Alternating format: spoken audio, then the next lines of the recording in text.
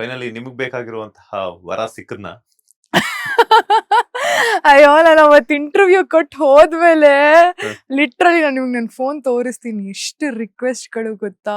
And ಎಷ್ಟು ಅಂದವಾಗಿ ಬರ್ತ್ ಕಳ್ಸಿದ್ದಾರೆ ಗೊತ್ತಾ. ಮಿಡಲ್ ಕ್ಲಾಸ್ ಒಂದು ಹುಡುಗ, ನಾನು ಐ ಸ್ಟಿಲ್ ರಿಮೆಂಬರ್ ಅವ್ರದ್ದು ಓದಿದ್ದೆ ನಾನು ಮೆಸೇಜ್ನ.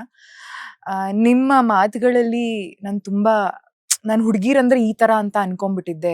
ದುಡ್ಡು, ಕಾರು, ಬಂಗ್ಲೆ, ಬರೀ ಇಂಥದ್ ನೋಡ್ಬಿಟ್ಟೆ ಮದ್ವೆ ಆಗ್ತಾರೆ ಅಂತ ಅನ್ಕೊಂಡಿದ್ದೆ. ನಮ್ಮಂತ ಮಿಡಲ್ ಕ್ಲಾಸ್ ಹುಡುಗರು, ಸ್ಟ್ರಗಲಿಂಗ್ ಫೇಸ್ ಅಲ್ಲಿ ಲೋವರ್ ಮಿಡಲ್ ಕ್ಲಾಸ್ ಹುಡುಗರು, ಇಂಥವ್ರಿಗೆಲ್ಲ ಓಕೆ ಮದ್ವೆ, ಹೆಂಡತಿ, ಗರ್ಲ್ ಫ್ರೆಂಡ್ ಅನ್ನೋ ಕನ್ಸೆ ಬಿಟ್ಬಿಡ್ಬೇಕು ಅಂತ ಅನ್ಕೊಂಡಿದ್ವಿ. ಬಟ್ ನಿಮ್ ಮಾತು ಕೇಳಿಸ್ಕೊಂಡು ತುಂಬಾ ಖುಷಿ ಆಯ್ತು. ನಿಮ್ ತರ ಮೆಂಟಾಲಿಟಿ ಇರೋರು ಇನ್ನೂ ಜಾಸ್ತಿ ಹೆಣ್ಮಕ್ಳು ಬರ್ಬೇಕು.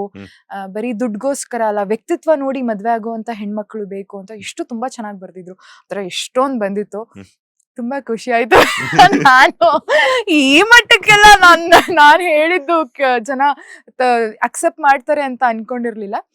ಟೀಕೆಗಳು ಇದ್ವು, ಇರ್ಲಿ ಪರವಾಗಿಲ್ಲ, ಅದು ಅವ್ರ ಪರ್ಸ್ಪೆಕ್ಟಿವ್ ಅಷ್ಟೇನೆ.